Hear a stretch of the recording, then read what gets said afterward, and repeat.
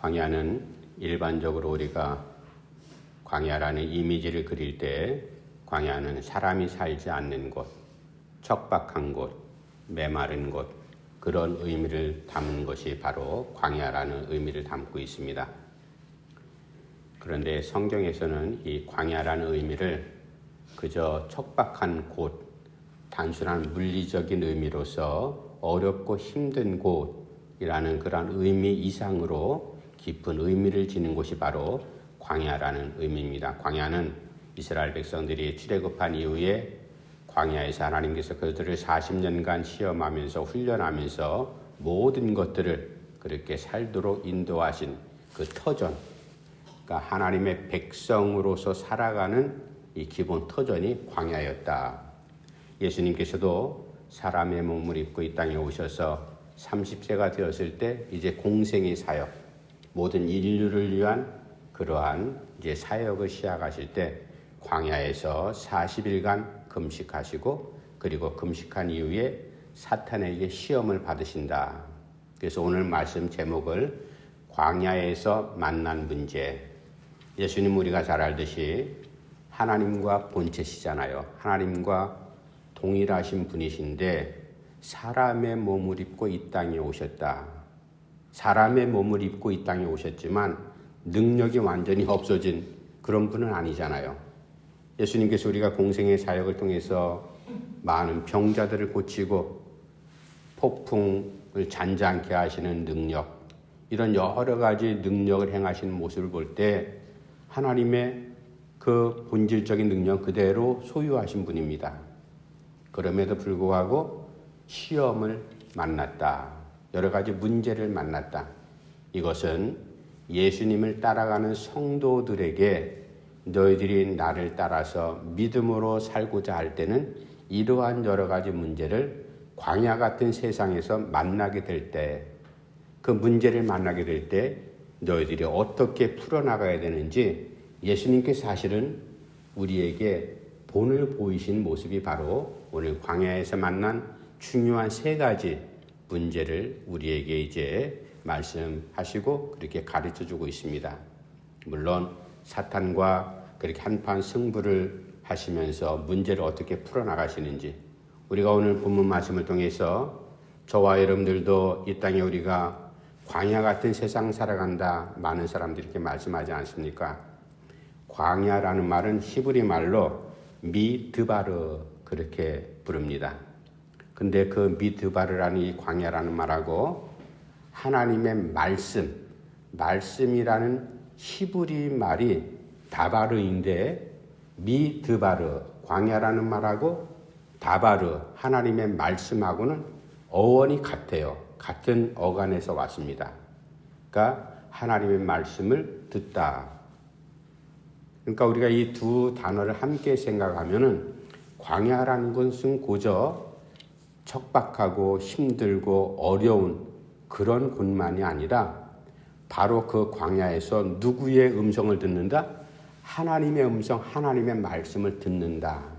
그래서 광야라는 곳은 여러 가지 함축적인 의미를 담고 있지만 시험도 만나고 희론도 겪는 그러한 장소이기도 하지만 이 광야라는 곳은 어떤 곳인가 하면 하나님의 말씀을, 하나님의 음성을 듣는 곳이 바로 이 광야라는 의미를 담고 있고요.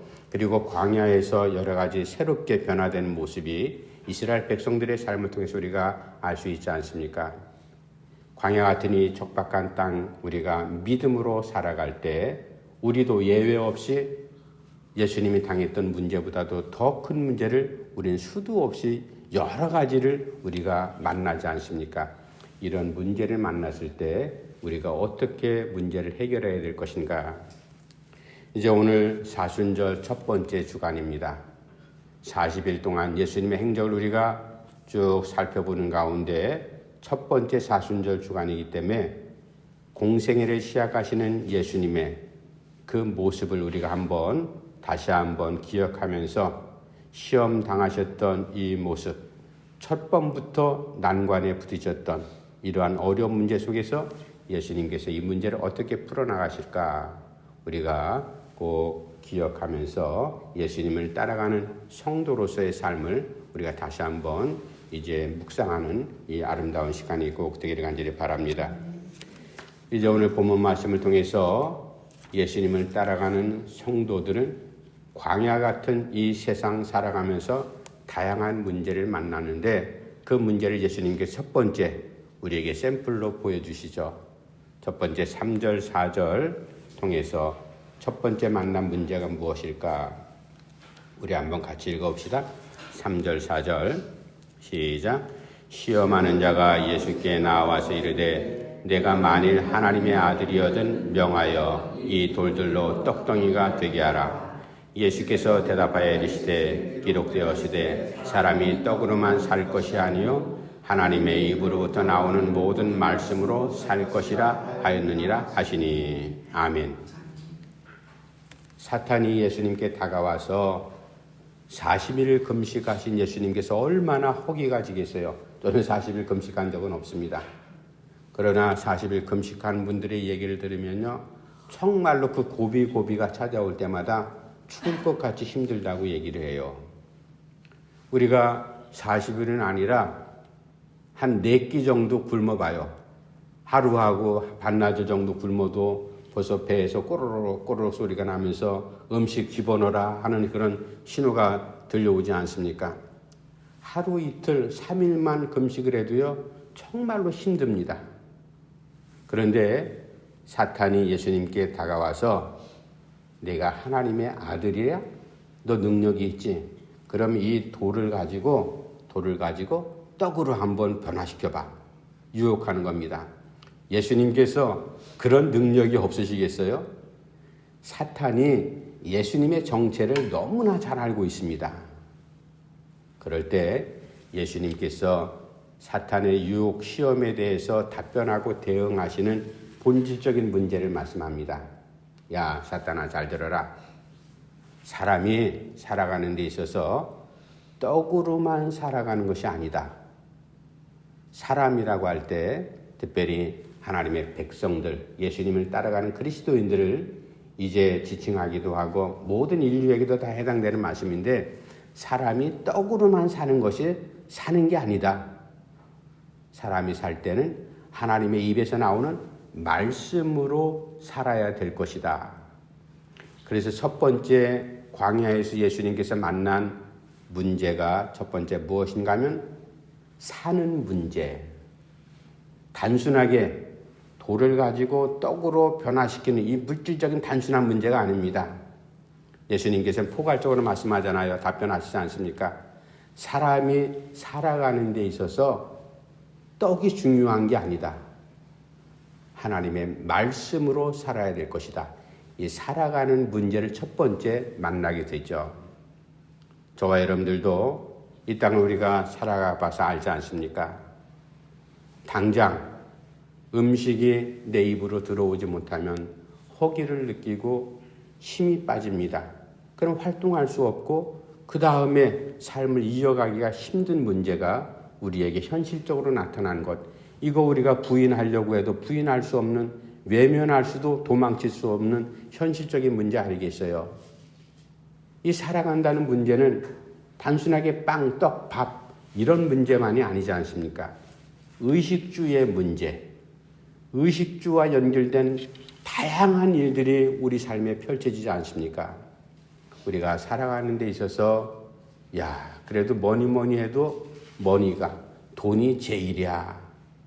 물론 돈이 많으면은 조금 편안하게, 남들보다 편안하게 살 수 있는 것은 그건 우리가 다 아는 바죠. 그런데 돈을 정말로 쌓아둘 곳이 없을 정도로 이렇게 많이 가진 사람, 그런 사람들의 삶은 우리가 사회에 펼쳐지는 여러 가지 모습을 통해서 발견하지 않습니까? 저 사람은 돈이 많기 때문에 죽을 때까지 행복할 거야. 그런 사람이 과연 몇 사람이나 되겠어요?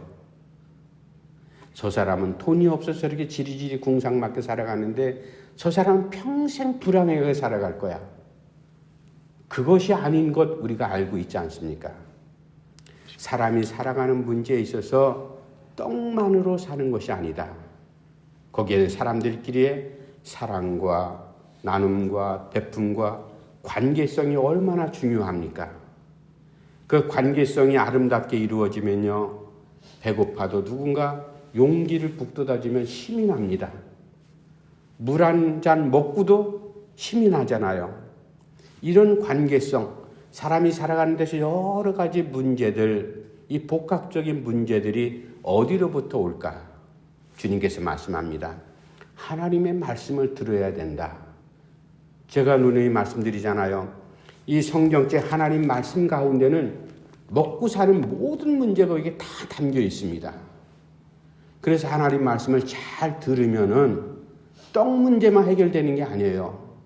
우리가 살아가는 삶에 있어서 모든 문제들이 내 욕심대로 자꾸만 살려고 하니까 일이 꼬여지고 어려운 문제가 생기는 것이지, 하나님께서 원하시는 방법으로 살아가면요, 순리적으로 하나님께서 도우시잖아요.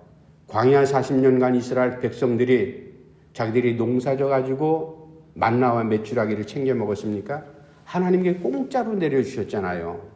목마를 때 정말로 생명 같은 생수를 저희들이 먹었지 않습니까? 단순하게 물질적인, 물리적인 이러한 떡만 우리가 생각해서는 안 된다. 살아가는 데 있어서 사람이 여러 가지 복합적인 문제가 있습니다. 그 문제를, 물론 배고프면 떡이 들어오면 그 문제를 해결돼요.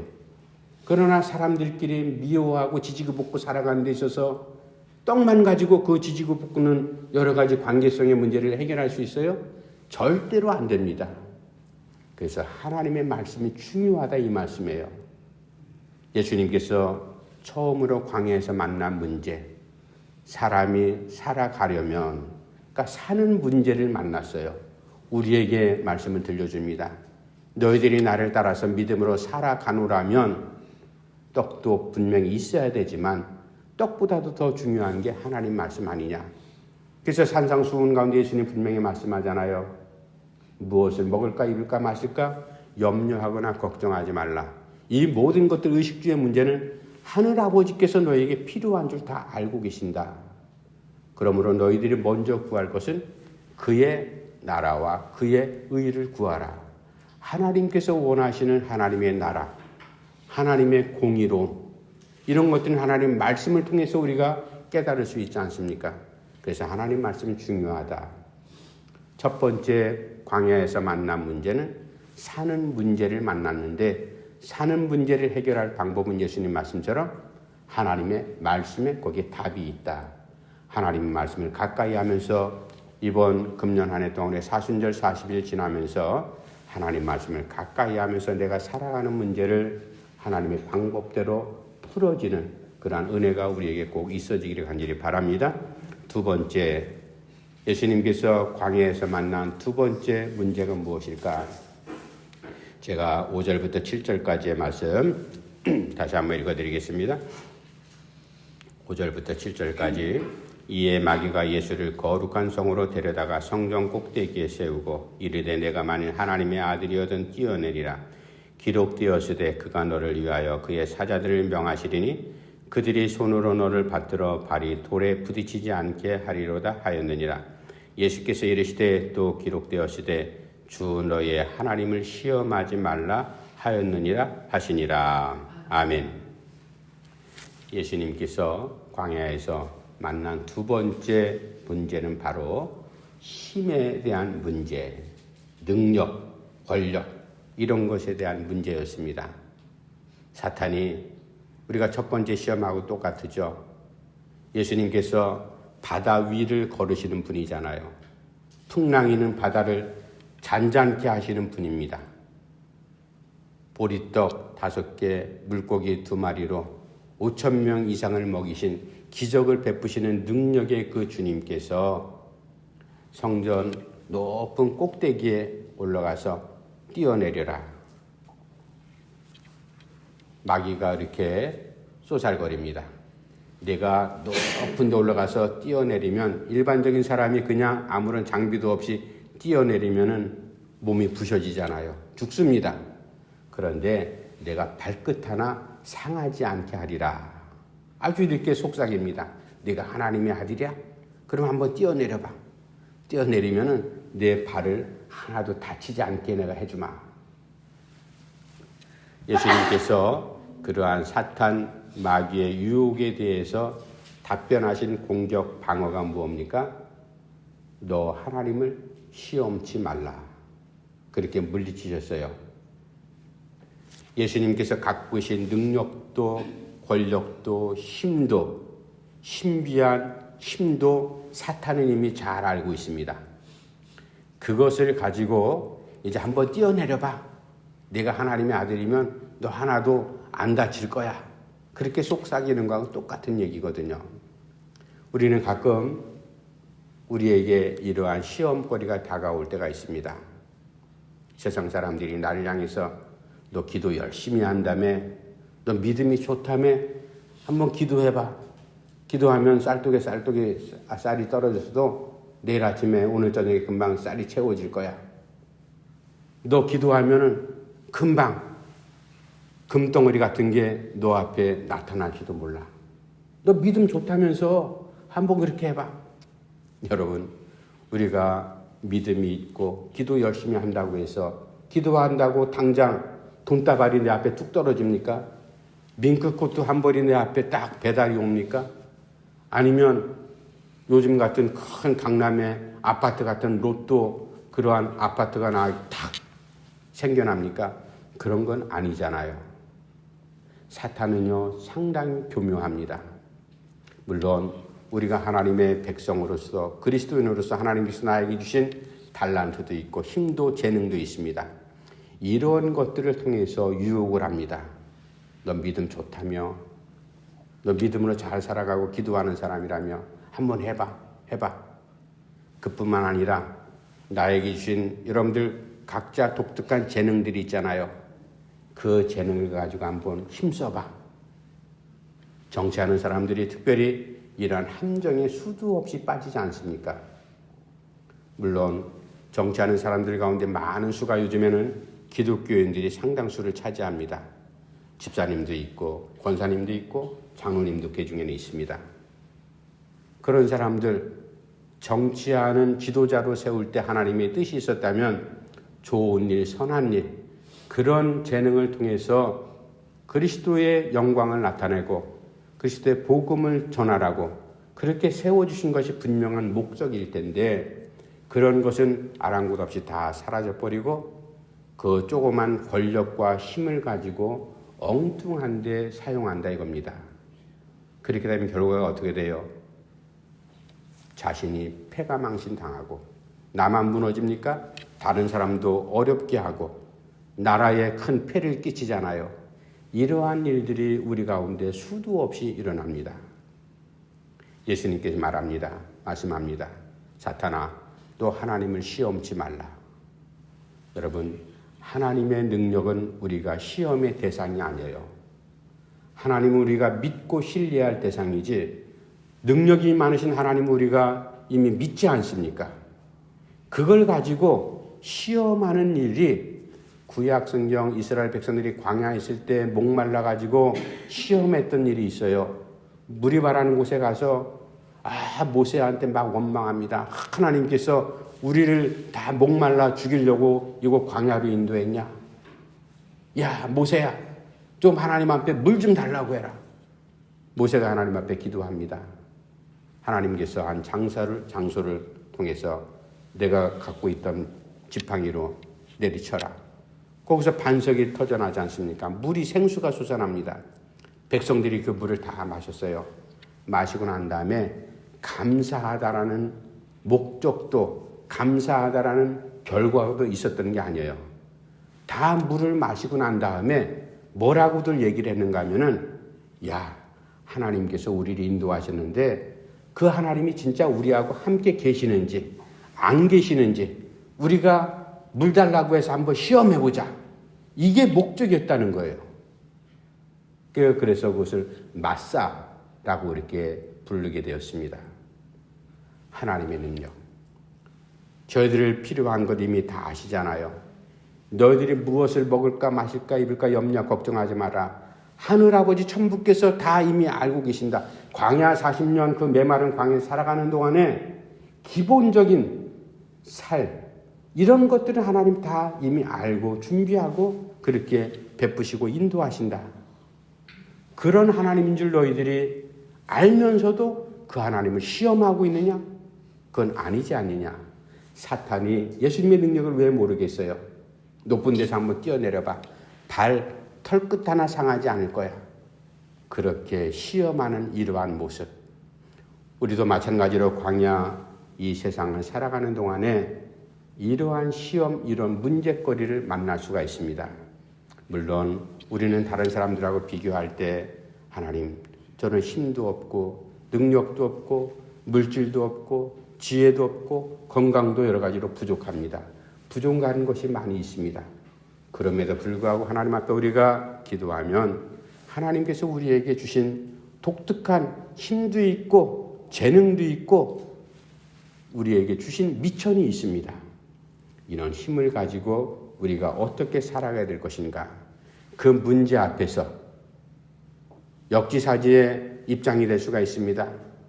힘이 있다라고 얘기할 수도 있고 힘이 없다라고도 얘기할 수 있지만 그러나 분명히 우리가 하나님께서 이 땅에 우리를 살아갈 수 있도록 매일매일 일용할 양식 가운데 우리를 인도하시는 것 하나님께서 우리에게 주시는 기본적인 에너지입니다. 이런 힘을 가지고 한 걸음 더 나가서 사회적인 권력과 지위를 가지고 재물의 힘을 가지고 내 재능의 힘을 가지고 여러 가지 이러한 힘을 가지고 우리가 엉뚱한 곳에 사용하면 결국 하나님을 시험하는 결과가 나타난다. 하나님을 절대로 시험하는 이러한 문제에 우리가 봉착해서는 안 될 겁니다. 하나님은 절대로 시험의 대상이 아니라 하나님 우리가 신뢰의 대상, 믿음의 대상 아니겠습니까? 이러한 믿음으로 우리가 살아갈 때 우리에게 주신 힘과 여러 가지 재능들을 통해서 하나님께서 원하시는 선하신 목적으로 우리가 살아갈 수 있는 지혜로운 성도가 꼭 되기를 간절히 바랍니다. 마지막 세 번째, 광야에서 만난 세 번째 문제가 무엇일까? 예수님께서 거기에 대해서 대응하시는 모습도 우리가 한번 살펴보겠습니다. 8절부터 10절까지의 말씀인데 우리 한번 같이 읽어봅시다. 8절에서 10절까지의 말씀 시작. 마귀가 또 그를 데리고 지극히 높은 산으로 가서 선한 만국과 그 영광을 보여 이르되 만일 내게 엎드려 경배하면 이 모든 것을 내게 주리라. 이에 예수께서 말씀하시되 사탄아 물러가라. 기록되었으되 주 너희 하나님께 경배하고 다만 그를 섬기라 하였느니라. 아멘. 세 번째, 사탄이 예수님을 높은 산에 이번에는 데리고 올라가서 그곳에서 세상을 다 보여줍니다. 세상 만국과 영광을 다 보여준다. 이 말을 요즘 말로 표현하면 모든 부귀영화, 모든 권력, 좋은 것, 만나는 것, 갖고 싶은 것 이런 모든 것들을 다 보여주고 난 다음에 예수님께 이렇게 속삭입니다. 야 예수야 멋있지? 너 저거 갖고 싶을 텐데 나한테 엎드려 경배하라. 그러면 내가 너에게 다 주마. 참으로 어처구니 없는 그런 유혹이죠. 이거는 예수님을 향한 시험이 아니라 예수님을 따라 믿음으로 살아가는 성도들에게 하나님의 백성들이 만나는 이러한 시험거리가 당면했을 때 어떻게 해결해야 될 것인가? 여러분, 좋은 것 있으면 왜 갖고 싶지 않겠습니까? 우리의 본능이 인간적인 본능이라는 게 있잖아요. 조금 더 맛있는 것 먹고 싶고 조금 더 편한 자리에 눕고 싶고 조금 더 편한 신발 신고 싶고 조금 더 멋있는 옷 입고 싶고 조금 더 오래 살고 싶고 이러한 기본적인 욕구들은 누구에게나 다 있습니다.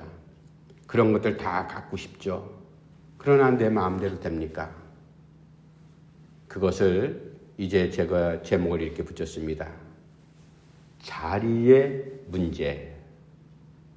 사람이요 높은 자리에 올라가면 당연히 그 자리에 걸맞는 보수, 월급이라든지 돈이 생깁니다. 돈만 생깁니까? 높은 자리에 올라가면 권력이 생깁니다. 권력과 돈이 생기면 사람이 항상 엉뚱한 마음을 품게 돼요. 욕심이 생기게 돼 있어요. 욕심이 생기면요 정상적인 방법을 통해서는 절대로 그 자기 욕심을 이룰 수 있지 못합니다. 그 욕심을 이루기 위해서는 도에 지나친 게 바로 욕심 아니겠어요? 그런 욕심을 이루기 위해서는 편법을 사용하거나 불법을 사용하거나 물리적인 힘이 동반되는 그러한 일이 벌어질 수밖에 없습니다. 이게 바로 자리가 주는 그러한 문제죠. 제가 몇 주 전에는 말씀드렸듯이 우리가 이미 알고 있듯이 예수님을 3년 동안 선생님으로 모시고 따랐던 제자들, 그 예수님을 메시아라고 고백하면서 그렇게 따랐습니다. 그들의 유대인들이 생각하는 메시아라는 상은 무엇인가 하면은 자기들이 나라 잃고 지금 로마 제국의 속국으로 살아가잖아요. 부분적인 자유도 그렇게 주어졌지만 완전히 자유를 얻은 나라가 아니지 않습니까? 자기 조상들의 삶을 쭉 봐도 계속 어려운 삶 가운데 살아왔어요. 하나님 앞에 기도하지 않습니까? 하나님, 우리나라를 좀 번듯한 나라로 만들어 주십시오. 하나님께서 구약의 선지자를 통해서 내가 너희들을 자유롭게 하리라. 그리고 내가 너희들을 모든 민족 위에 뛰어나게 하리라. 아브라함에게 주신 약속을 그대로 믿고 살아왔던 백성들이 이스라엘 백성들이에요. 그래서 저들이 하나님이 약속하신 대로 메시아를 보내주시면 메시아를 통해서 우리 이스라엘 유대국이 정말로 세계를 지배하는 나라가 될 것이다.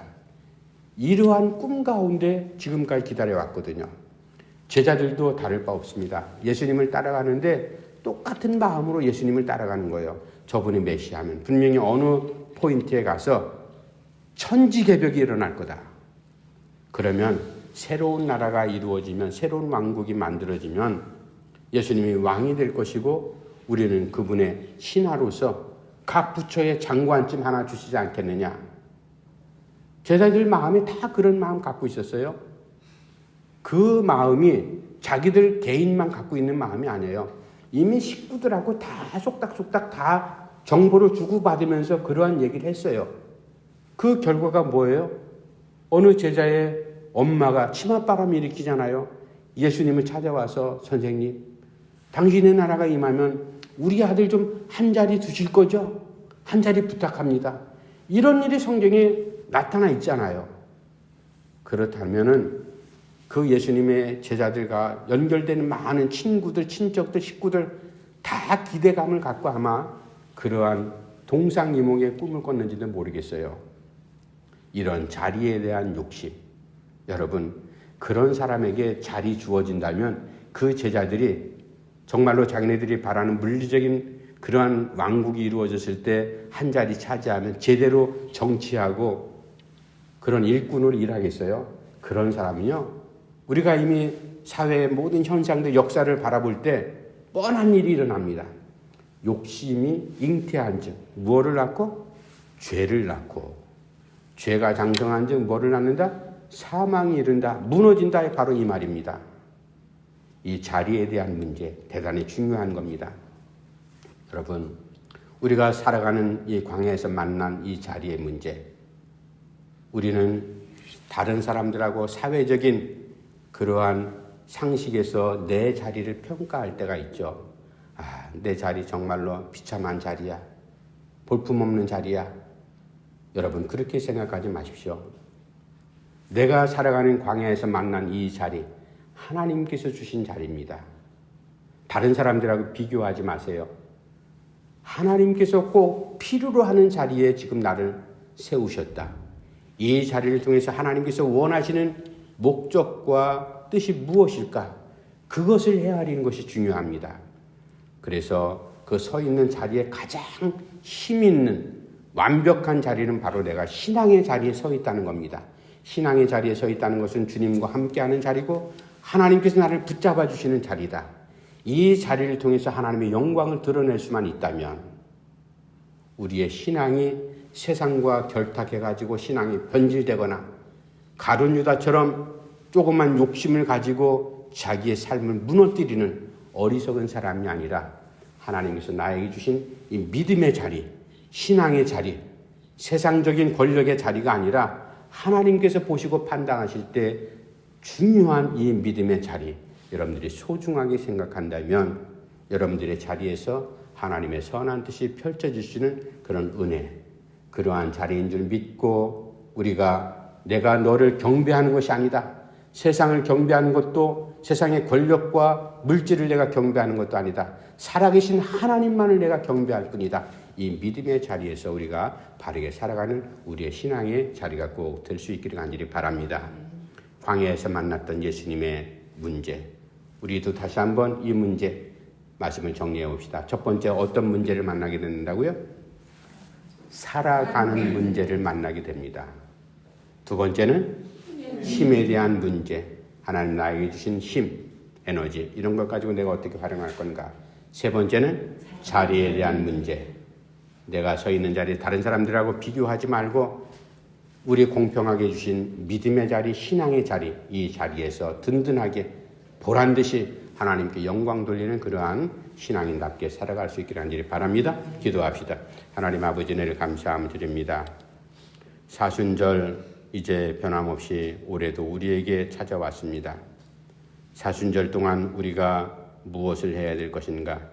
하나님을 더 깊게 묵상하고 예수 그리스도의 십자가의 고난, 예수님의 공생의 사역을 통해서 우리의 신앙을 되돌아보는 아름다운 기간이 될 수 있도록 인도해 주시옵소서. 예수님의 이름으로 간절히 기도하옵나이다. 아멘.